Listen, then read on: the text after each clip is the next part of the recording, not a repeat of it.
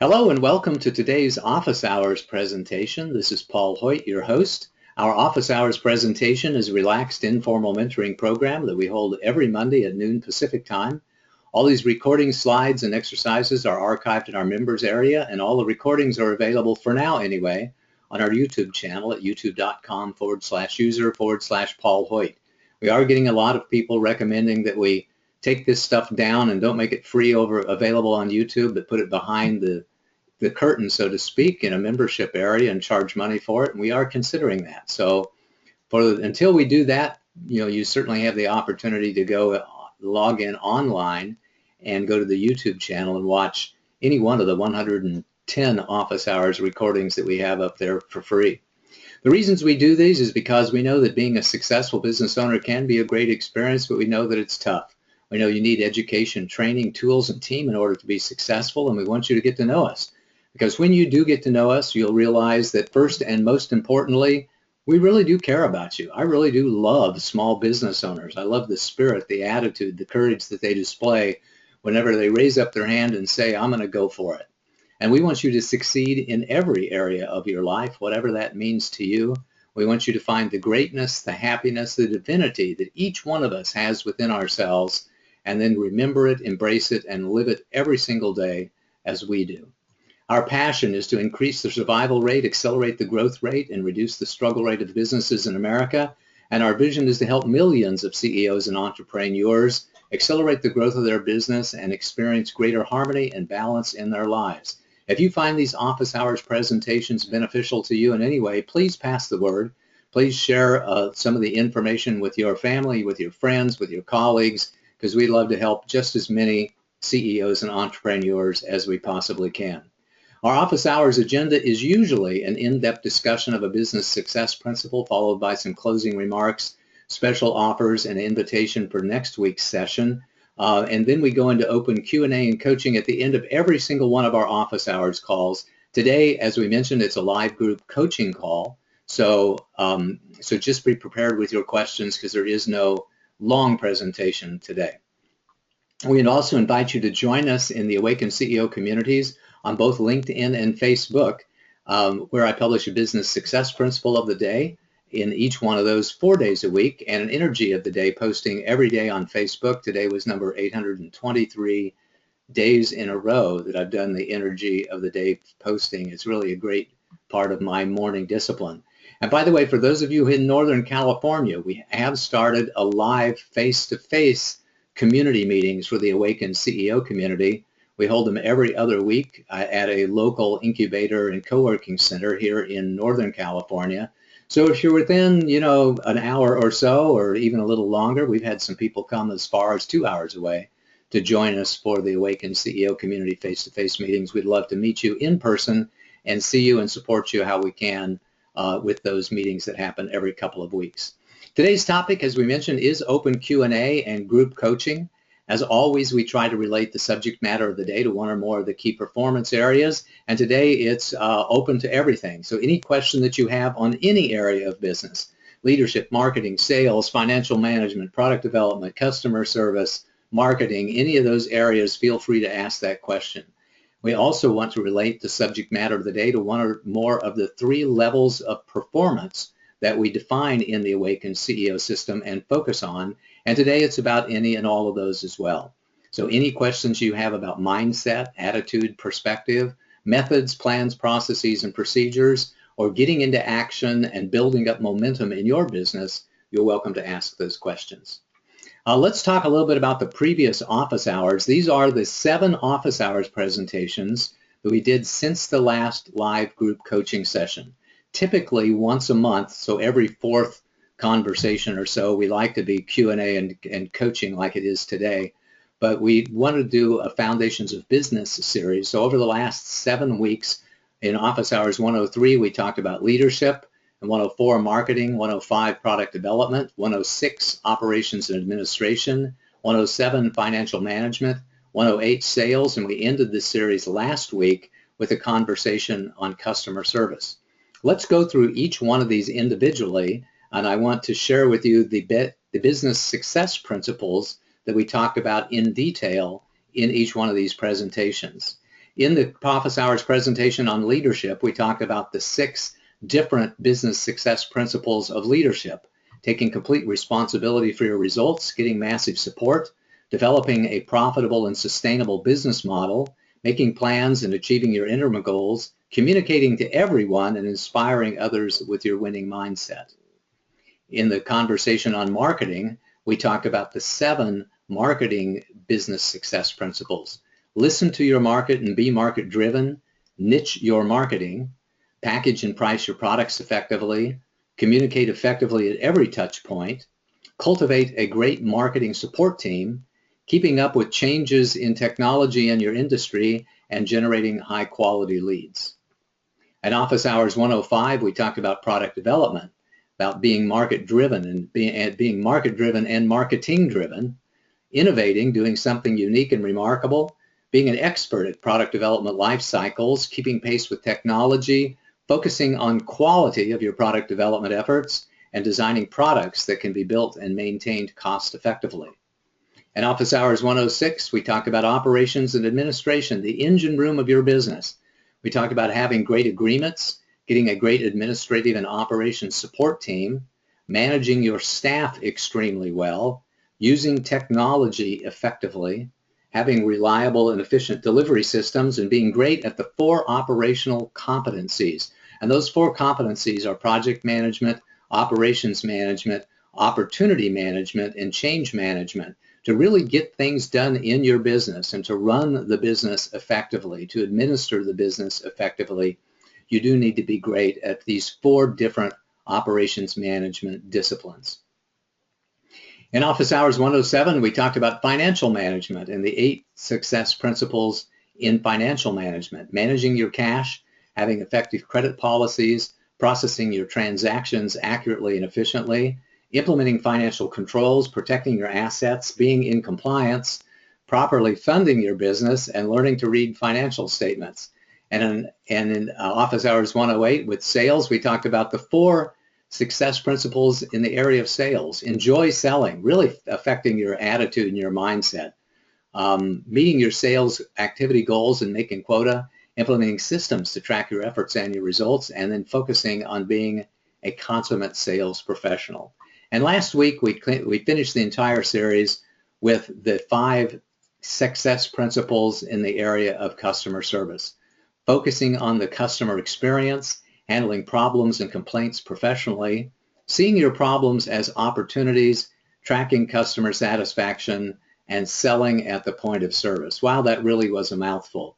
But the bottom line is about business is it's not just about doing 1 or 2 things well. It's about doing a whole bunch of things well in order to build a successful, a profitable, a sustainable, and a scalable business. And that's what we outlined in the Foundations of Business series over the last 7 weeks or so. So now we're going to open it up to Q&A and coaching. Anything that you want to ask questions about, whether it was one of those success principles that I just reminded you of, or whether it's anything else about your business, you are welcome to ask that question. For those of you online and listening live, you can raise your hand and type your question into the chat box, and we'll be happy to address that. Or you can, it's maybe a little late to send email. It's very difficult for us to check email while we're on these calls. So I do invite you to type it into the chat box or in some way indicate that you'd like to have a conversation with us, and we will open it up and have a conversation. If you're able to, we'll also unmute you and you can talk to us live. So with that, Stephanie, do we have anybody with their hand up or anybody who has a question? Yep, we do. We got some coming in already. Okay. Here we go. Excuse me. Mm-hmm. I have a lot of intellectual property that isn't generating any revenue. What can I do to leverage it, and how can I make money with that?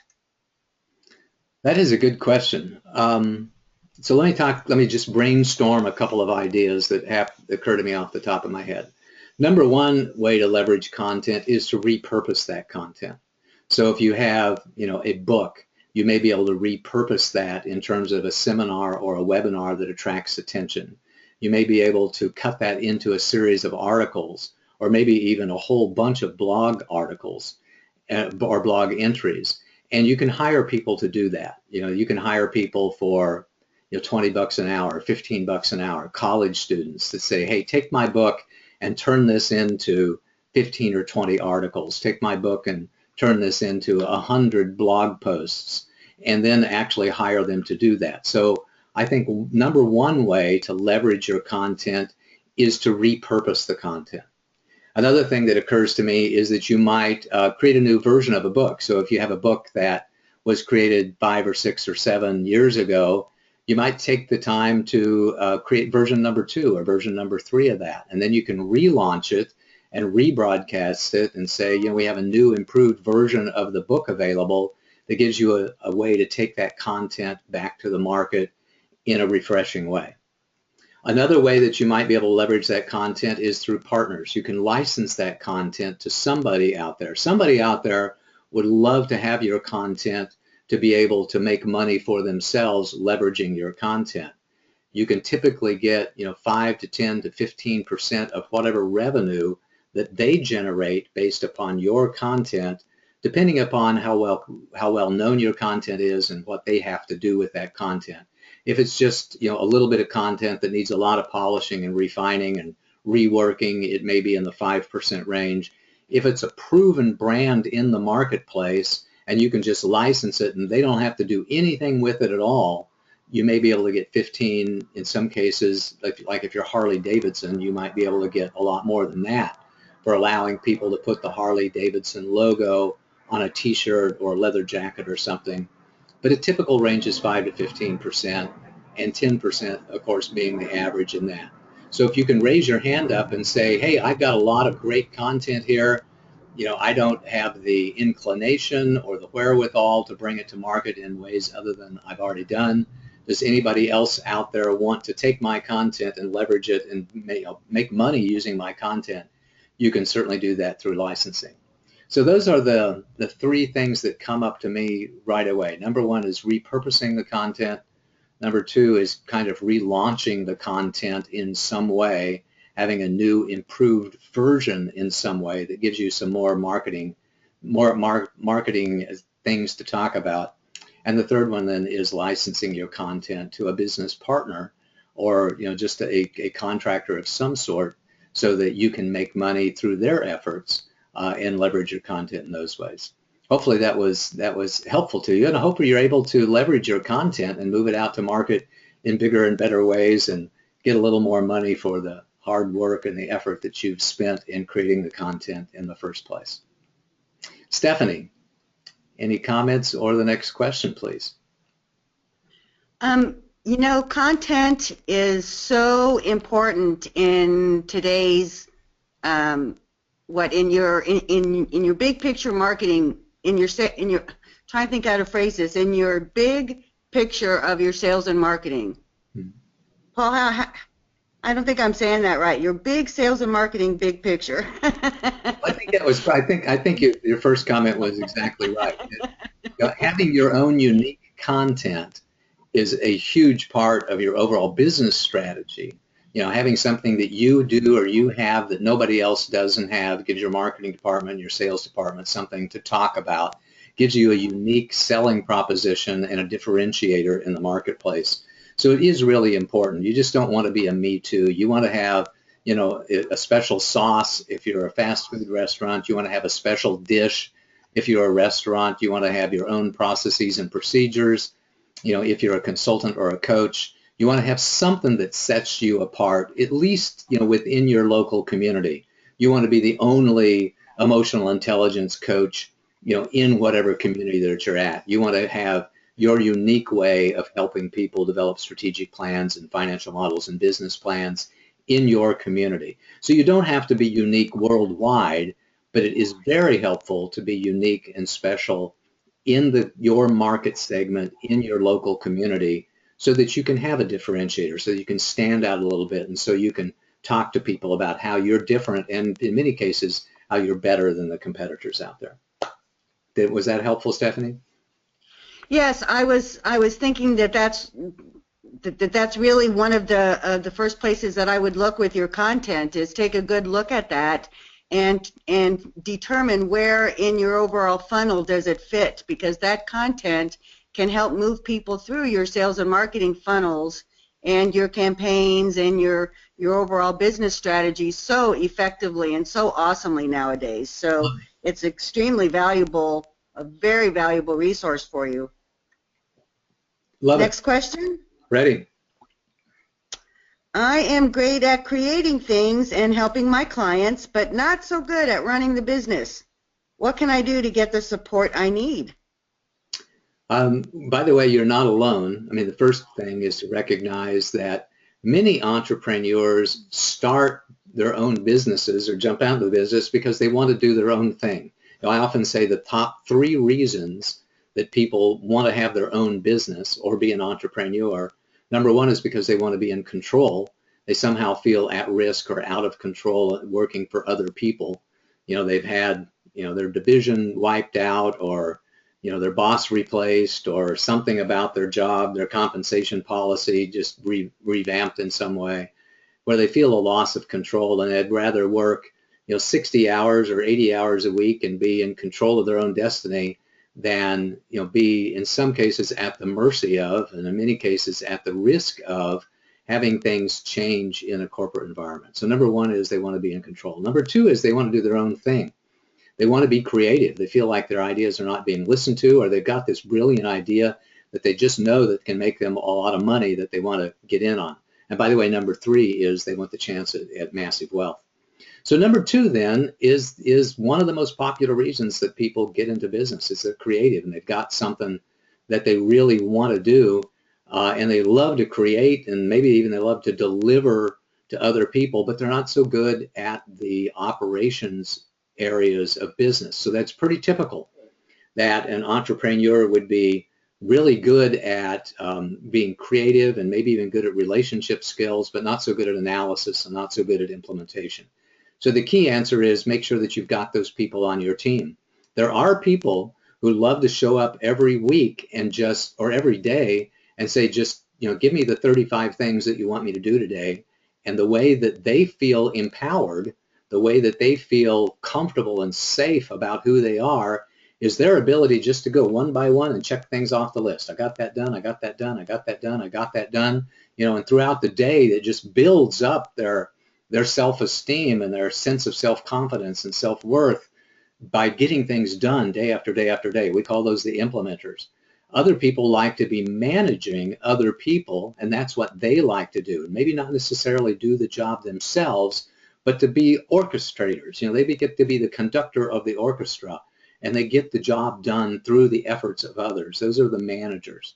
So find those managers on your team. Find those implementers on your team. First of all, typically we get an implementer, somebody that will help us do the things that we need to do that are not high value things rather. And we get those on our teams. Then it could be have the time to be a manager or to get a manager on your team. And then we can move forward having people doing what they love to do and what they're really good at, while we're doing what we love to do and the things that we're really good at. So I think team is the big answer there. Get the team around you, where if it's not your genius and stuff you don't like to do, then find other people who really love to do that stuff. And one man's burden is another man's blessing. One man's job that they really hate is a job that somebody else will really love to do. So get that person on your team. Hopefully that helps. Stephanie, next question or comment. Okay, we got a couple of comments here. Okay. I am so grateful I'm no longer doing it alone. I was at my limit of expertise and needed a great team to take my biz to the next level. Amen. Love it. Amen. Congratulations on reaching out and getting a team. Awesome. Another comment, just want to say thank you for this series. It's truly helped myself and my CFO to hone in on what professional areas we need to work on and where to put our focus. I'm sharing this opportunity with other CEOs that needs what your company has. Thank you, Paul and Stephanie. Thank you. Yeah, thank you very much. I really do appreciate it. We appreciate all your kind words, and Yeah, and your referrals, certainly. And for those of you with regards to referrals, by the way, we do pay referral fees, or if you want to refer our service to somebody else, we'll give them, and not accept our referral fee, we'll give them a discount on our products and services with your referral and your kind words. So we do appreciate that. Pass the word along however you can. We'll make it right for you and make it right for the new clients too. Next, next question or comment, Stephanie. All righty, another question. I've never been in business, retailing or manufacturing industries, and want to begin a business. So what is the most important area I should focus on first to start? I encourage you to listen to our 5 Choices of Winning CEOs program. That typically, one choice that is delivered to you each day when you sign up for to be on our list and through our website. You can also listen to all 5 of them whenever you want by going to the tribe area and logging in. So if you haven't been in that business before, the first choice of a winning CEO is to understand the industry and understand the business. So if you want to open a restaurant, somehow understand how restaurants work. You can do that by going to work in another restaurant. You can do that by having people on your team who have worked in restaurants. You can get advisors, for your team who have worked in restaurants. But don't think about opening a restaurant until you know something about how successful restaurants are managed, because they are unique. Don't think about bringing a consumer product to market unless you have people on your team who have brought consumer products to market before. Don't think about being a coach or a consultant unless you understand the consulting industry, unless you understand the coaching industry, and you understand how other consultants and coaches have been successful in that line of business. So choice number 1 in the 5 choices of winning CEOs is to understand the industry. So a lot of people go into business doing what they already know how to do. So they do have some knowledge of what the industry is. And then, of course, it goes into choice number 2, which is understand what your job is. So, for example, the job of being a painter is different than the job of running a painting business. The job of being a computer programmer is different than the job of running a computer programming business. The job of being a lawyer, an accountant, of a doctor, or anything is different than the business of being that professional, because the business requires you to have expertise in things that you may not have expertise in. And in our particular system, that's every one of the 7 key performance areas of business. It really is very common for somebody to be very gifted at what they do and really love customers and be creative, but have a severe weakness or a growth opportunity in one of the other areas of business, in marketing, in sales, in financial management, in operations, as we already discussed. So understand the industry and understand the job are the first 2 of the 5 choices of winning CEOs. And I would also encourage you to watch the Business Survival Boot Camp, which is another free program that we have up and available on our website.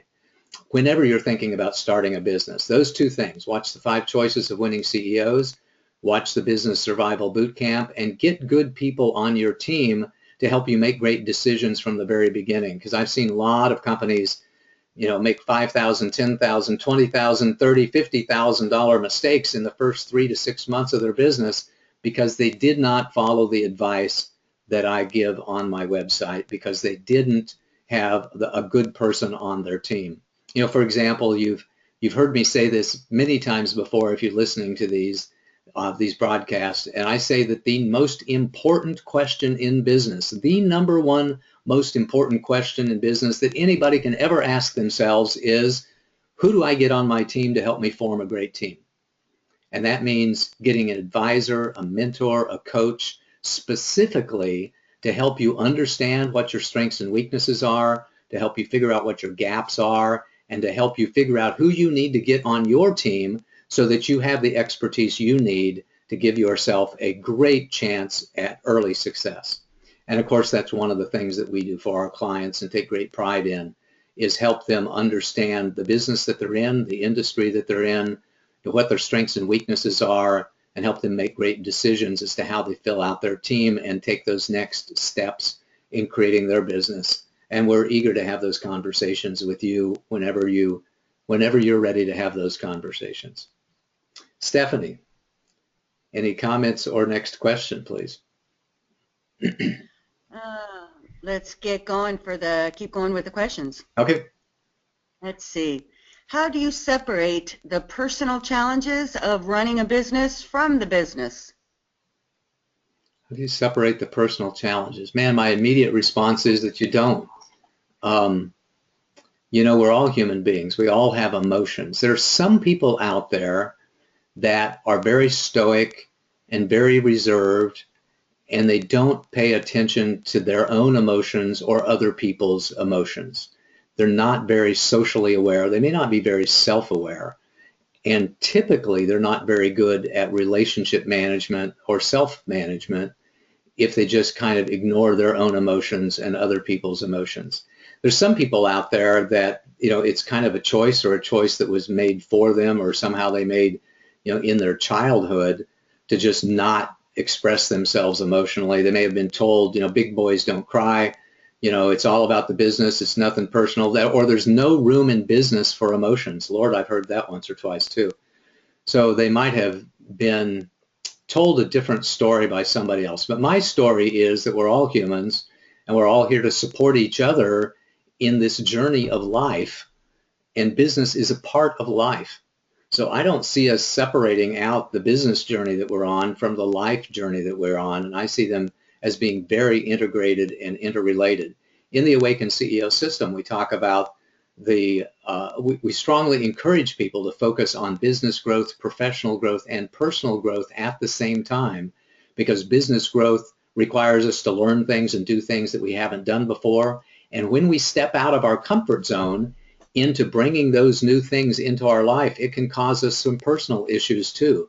It brings up fears and blocks and triggers and challenges that we would have never guessed that were there. But in fact, I kind of think that that's why we're in business for the first place. It's because it allows us to grow not only professionally, but to grow personally as well. So I think that my answer would be that we don't separate those. Now, there's a second aspect to that, and that's how do we deal with our emotions, and how do we deal with the personal challenges, in the operation of business. For example, how do we say no to somebody? How do we, suggest to an employee that they're not doing quite the job that we want them to do? How do we have a conversation with a contractor that says, they're not living up to our expectations of the contractual relationship? How do we have a conversation with a partner, a business partner, or especially if that business partner also happens to be a life partner, and say that, hey, this isn't working for me at all? And my number one tactic for this may sound a little bit unusual to you, but that's putting yourself in a state of love, of figuring out something that you really love whenever you're having that conversation. So here's an example. If somebody wants you to buy something from them, or you need to discontinue the services of a contractor, you need to say no to them. I always say that saying no to something is saying yes to something else.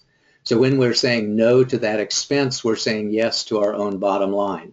When we're saying no to person A, we're saying yes to person B. Focus on the thing that you're saying yes to, that you really want. I really want to build up my retirement savings, so I need to have a little lower operating expenses. I really want to have a person on my team that I see eye to eye with at all times, that helps me be at my best instead of dragging me down through their toxic energy. And we're saying yes to that. We're saying yes to the thing that we love.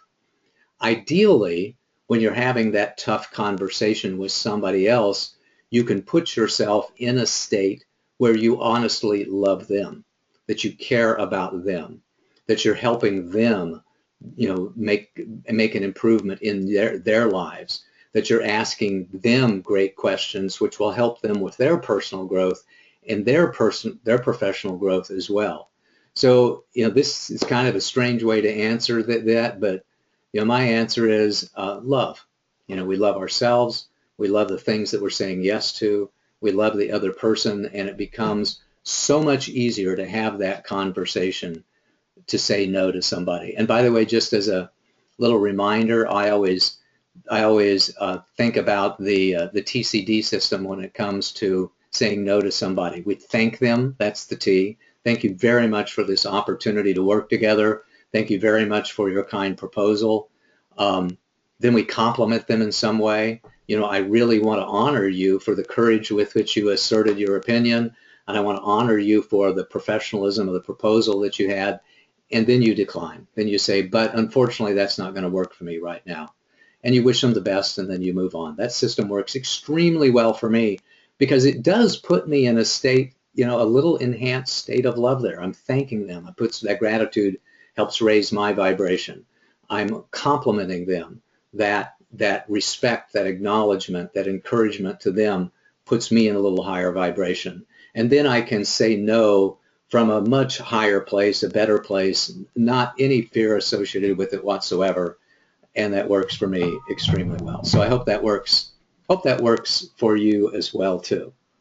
I'm going to take just a second here and give a little bit of a brief commercial statement about the company that we have here. You know, at the Hoyt Management Group, our distinctions are that we do focus on the whole person, as I guess you can tell from some of those previous answers that we have. We want you to have the support that you want, need, can use, and afford, you know, wherever you are in the life of your business. We are a planning and execution firm with a heavy emphasis on the planning, or excuse me, on the execution. We love to help people with planning, with strategic plans, business plans, financial models, short-term plans, long-term plans, whatever we can. You know, that's where my head is at as a computer programmer, project manager, is knowing that if we just create a plan, we're going to be more effective, more efficient. We're going to get things done quicker with less money than if we don't have a plan and we're just shooting from the hip. But we recognize that having a plan is a very small portion of the whole solution. It really is all about the execution. Having a vision, having a plan, gathering the resources, understanding what your status is, that all to me is about 4 or 5% of your success, but it's executing day after day after day after day that really is what drives the business. It is all about the execution. So if you could use any support with your planning or with your execution, we have a broad portfolio of services that we provide to help you create the plans that you need to move forward confidently and efficiently, and to help you execute those plans once we have helped you create those plans through our coaching, our mentoring programs, our part-time CFO and COO programs, and a whole bunch of other programs that we have in our portfolio. Our next office hours will be a week from today on February the 29th. The topic is yet undecided. I'll write it. We'll figure it out and write it sometime later on this week, and we'll let you know via emails at the end of the week. And for those of you who are on the office hours presentation, you'll get reminders from GoToWebinar. Let me know what topics you'd like for me to address at paulsurvey.com. I'm grateful for an old friend of mine, Richard Pugh, who gave me a great idea for a presentation via email just last week, and we may do that in the next office hours presentation. Whatever yours ideas are, we'd love to hear them. We'd love to help you in the ways that you need support. And if you need a reminder, we do have 109 other office hours presentations available on our website. So with that, let's open it back up to questions and answers for another 30 minutes or so. Stephanie, next question or comment, please. Okay. I'm in my 60s and thinking about starting a new career. Am I too old? What should I do? Well, you're not too old. My oldest client that I had was thinking about starting, I don't know if it was his 10th business or his 5th business, but he was 87 years old when he was starting the new business. There's challenges with that, of course, but not so much in your 60s. I would say the bigger question is, how much energy do you have? What kind of, do you wake up in the morning when you're 60s, 62, 65, 68 years old, with a spring in your step and a tremendous amount of energy? Do you still have 80 or 90% of the energy that you had when you were 30 years old? And if so, then the answer it isn't about age, it's about energy. So no, you're not too old. My oldest client was 87 when they were starting their business. My youngest client was 6. So, whether you're 6 to 87, you can start your business. Colonel Sanders, I think, famously tried and failed in business 10 or 15 years before, in his 60s, he found the secret formula for Kentucky Fried Chicken and started that empire. A lot of people start their next career, when they're in their 50s or 60s. There's a lot of baby boomers out there who are finished working for somebody else, in one way or the other, either just emotionally, I've done it, I've had it, I'm not going to do this crap anymore, or they're actually retired, but they find that retirement doesn't suit them. They can't, just going fishing all day or watching TV all day or just doing whatever they're doing just doesn't sit them at all. They want to start a new business. In my case, in that, if you find yourself in that position and you want to start a business, my number one piece of advice is find something that you love to do. Find something that you're very passionate about doing. Find a way to help other people in a way that really excites you, that really invigorates you and energizes you, because it's that energy that, my gosh, I'm getting up every day and I'm doing something important. I'm doing something meaningful. I'm doing something to have an impact in this world. I'm doing what I can at this stage of my life to give back to others, with the wisdom and the knowledge and the skills and experience that I've gained throughout the years. I know personally that really, really excites me. I cannot think of sitting back and not sharing this wisdom, this knowledge, this joy that I have developed over the years with everybody else, and I hope the same is true for you. So if you're 60 years old, if you're 70 years old, if you're 80 years old and you're deciding to go in another business, then by all means go for it. Do everything you can to increase your energy. Watch your diet, watch your meditation, watch your nutrition, your exercise, all of that to help make sure that your energy is as strong and powerful as it can possibly be, and then do something that you love and do it every single day for the rest of your life. Wow, that was good. I enjoyed talking about that. Thank you for that question. Next question. That was awesome. That was awesome. Okay. My business is taking off like crazy and I feel like I'm in chaos all the time. Can you help me? The answer is yes, I can. There's at least one other person on the call today whose business is taking off like crazy, and it's my pleasure to work with her. So the answer is yes. So the number one thing that you can do is get a coach or a mentor, somebody that can help you talk through the challenges and the opportunities that come from a business that's in rapid expansion mode. What being in rapid expansion mode means is a couple of things. Number one, new things are coming at you much quicker than they are if you're just in steady growth mode. And secondly, everything's broken, because systems that worked for you just even a couple of months ago might not work for you today. I have this rule of thumb that says that any system that you have will probably survive about a 25% expansion in volume before some part of that system starts to break down. That comes from my 30 years of working in the computer system industry. That was generally the rule that we had, was that if you're putting forth 1,000 transactions an hour through your system, you can probably go to 1,250 transactions an hour before something breaks, if it's running smoothly today. But at some point in time, you start stretching that envelope, and one or more components to your solution is going to start breaking down as you expand the business. Well, when you're in rapid expansion mode, and by the way, I define rapid expansion mode as growing anything more than about 40% per year. And 40% per year, by the way, year after year after year, can really tax your systems too. But if you find yourself doubling or tripling, each year, then you're really into rapid expansion mode. And the most important thing you can do is get a coach or a mentor to help you figure out what needs to be fixed next, what systems need to be improved based upon the challenges that you're facing in the business, what people to hire, how to build up your staff, how to change your company culture, how to implement an operations manual at your company, how to begin to put forth a new level of infrastructure and the systems that are required and the people that are required in order for your business to even survive, much less operate efficiently and smoothly as you go through rapid expansion mode. So that's my advice to you. Get people on your team right away who can help you deal with the challenges of a rapid expansion environment. Hopefully that was helpful. Stephanie, next question or comment. Got a comment here. Okay. Coaches are essential for every true professional in any field. There are multiple coaches. Yep. Yeah, absolutely. And by the way, I honor that. I've had 28 or 30 different coaches over the last 10 years. Most of those were personal coaches. Most of those that were helping me get my act together in some way. When I was in college, we called it getting your shit together. We'll call it getting your act together now. It really have helped me become a stronger, wiser person. And I've had, a business coach now and a spiritual coach now for the last couple of years, people that I found that really, have really been helpful to me. So, I think every coach should have a coach, and I think every manager should be a coach, at least to the people that work with them and for them.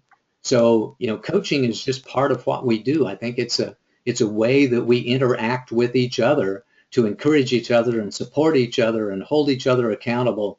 And I think everybody should have at least one coach. Right now, I've got at least 2 coaches, and I encourage you to have that. So thanks for that comment, and I echo it completely. Stephanie, I see somebody has their hand up there. Should we take them off mute and see if they have a question they want to share? Yeah, please. Okay, I'll take it off. Jay, you are off of mute. Can you talk to us, my friend? I've got you off of mute, but I can't hear you. I'm going to put you back on mute just because I wasn't able to hear you. And if you have a question, please by all means type it into the chat log, and you'll go to webinar control box, and we'll get to you just as quickly as we can. Stephanie, next question. My sales are down and I need to raise capital. What do I tell my investors? Whoa, that's always a tough one. If your sales are declining or they're down, you really have to have a good story around that. So first of all, and by the way, the most important thing is that you're honest with your investors. And I don't know whether you're talking about current investors or investor prospects, so I'm going to answer it both ways. So your current investors, always you deserve the truth. So in your monthly emails or quarterly emails out to your investors, and hopefully you're reaching out, more than just once a year to your current investors to give them an update on the status of your business. Because one of the reasons, by the way, that they invested it with you was not just to get a monetary return. It was to play the game with you. It was to follow along with the journey with you, to have an insider's knowledge of what it was like to grow your business. So I encourage you to communicate very well and very honestly and openly with your current investors. For those folks and for your investor prospects, one of the hallmarks that we talked about in our office hours presentation on leadership in the area of communication was to give people the story. Because if you don't give them a story that you would like for them to focus on, then they're going to make up their own stories. So if you don't tell them why you believe that sales were down, and hopefully in a way that gives them some optimism that sales will have an opportunity to rebound in the coming months and years, they're going to make up their own story. So if your sales are down and the reason is that you didn't have enough money to invest in marketing, that you hadn't raised sufficient capital in your business for marketing, that's a story that you can tell them. And of course, the other side is we're raising more money so that we can appropriately invest in marketing to raise our sales back up to the levels that they were before and beyond. If the challenge that you had with sales being down was with the quality of the products that were being delivered to you, say your manufacturing plant in Asia, wasn't delivering on time, or the products came in, at an inadequate quality, and you had to send a bunch of them back. Well, that's a story, and that's an explainable story with a solution to that. Typically is we're going to China every few weeks to make sure that we're keeping our finger on the pulse of our manufacturing enterprise in China, or we're seeking new manufacturing partners in China and in other areas of the world. There's always a great story. So number one thing is to be honest, and number two thing is to tell a story about optimism and hope and about how you're addressing the challenges that cause those sales to go down in the first place. Hopefully that was helpful to you. Stephanie, next question. Okie dokie. I need to increase my clients from 6 a day to 12 a day. What should I do? And that, by the way, was one of the questions that I recognized because it was submitted to us on email. For those of you, listening to the call and attending it live, by all means, when we do another group coaching session, think about your questions in between now and the next one. And if it's appropriate to ask them at the end of each one of our office hours presentations, please do so, or just save it up or send me an email and we'll address it during the next live coaching call. So this one is about how do I dramatically increase my the number of clients I have, and I'm sure the number of revenues that come from that. My favorite analogy when it comes to the business not working the way that you want it to work, especially when it comes to revenue generating activities, is the analogy of the fisherman. If a fisherman is out in their boat, in the pond, fishing, and the fish just aren't biting, or they're not able to land the fish in the boat the way that they want to, one of three things is not working well, and maybe more than one of these three things. Number one is they might not be fishing in the right pond. There just might not be enough fish in the water. And number two thing is that they might not be using the right bait. The fish might be there, but they're just not attracting them the way that they need to. They need to shift out their bait, a different live bait, or a different lure, or a different sinker or bobber, or whatever it needs to be to attract the bait, to attract the fish. And the third thing is they might not be a good fisherman. They might not be moving the lure in the water correctly. They might not be landing fish in the boat correctly. They might not be playing with the line correctly, etc. So how that translates to business is, the pond is your market segment that you are acting in. The bait is your lead generation tactics and tools that you're using, your marketing messages, your logo, your brand, every way in which you're expressing yourself into the marketplace to try to attract those leads. And your skill as a fisherman relates to your skill as a salesman, so that once you do get a lead, are you effectively addressing that? So it can be one of those three things.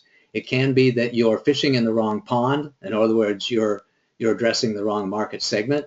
It could be that you're using the wrong bait, which means that you're not getting your lead generation strategies are not effective. You don't have the right packaging and pricing for your products and services. You don't have the right marketing messages going out, etc. Or you may need to improve your skills as a fisherman, improve your skills as a salesperson with building trust and rapport, moving those opportunities along, asking for the order, handling objections, and getting the business. So that's what I would say. It's one or more of those things.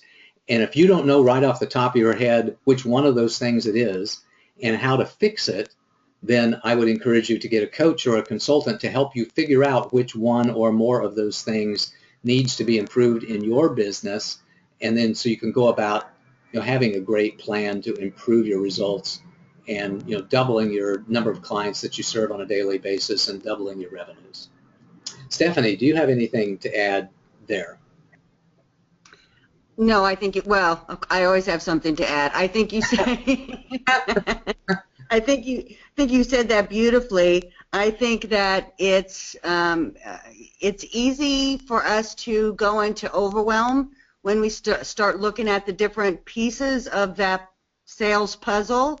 So I urge you to just kind of take a step back and look at that big picture and start looking at what are the top three things that I can do first to that are going to make the biggest effect, and start there. And absolutely get a coach. Let us help you. Let somebody help you in order to put all those pieces together. It's actually a pretty fun puzzle once you get started on it. So there you go. Awesome. Thanks a lot. Next question or comment? Jade is ready to ask his question. Do you want to unmute him? I will see if I can unmute him, and if not, I see he's typed it into the log, and we can just read it from there. Jay, you're off of mute. Can you say hello to us? Actually, my system says that you have muted yourself. So you may have your mic. There you go. Jay, are you able?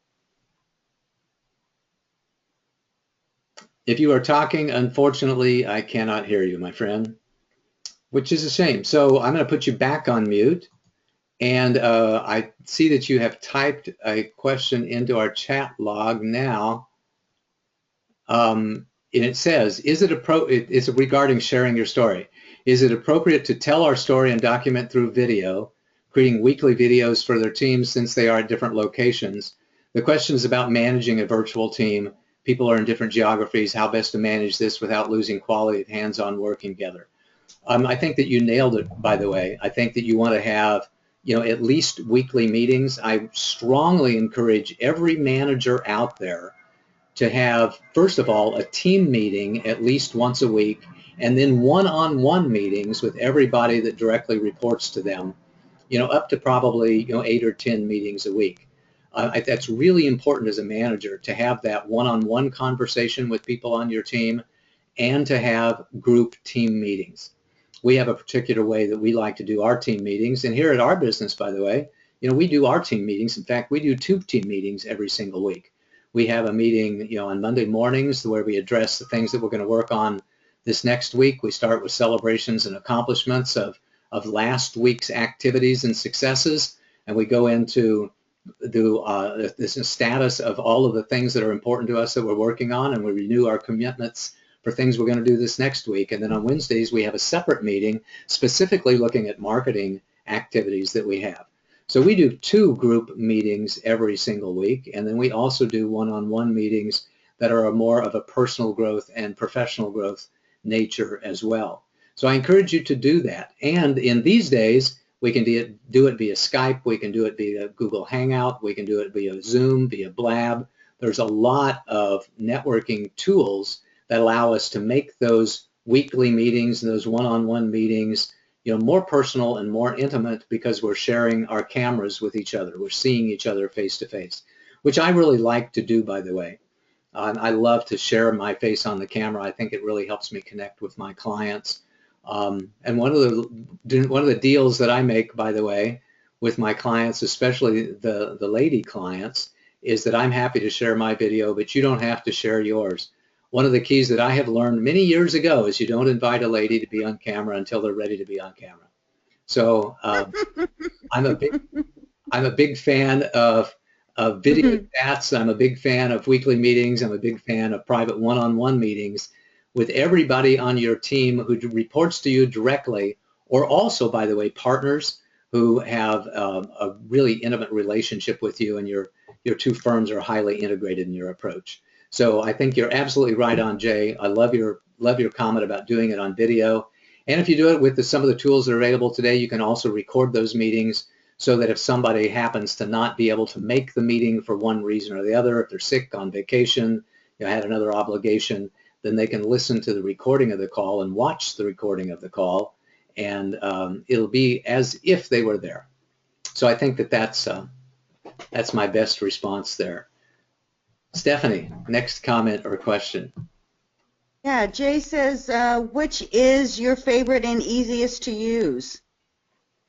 I've been using GoToWebinar and GoToMeeting now for the last 14 years, and I chose it originally because it was the only reliable platform that worked with both Macintoshes, the Apple platform, and the Windows platform back when I made the decision in 2001, 2002.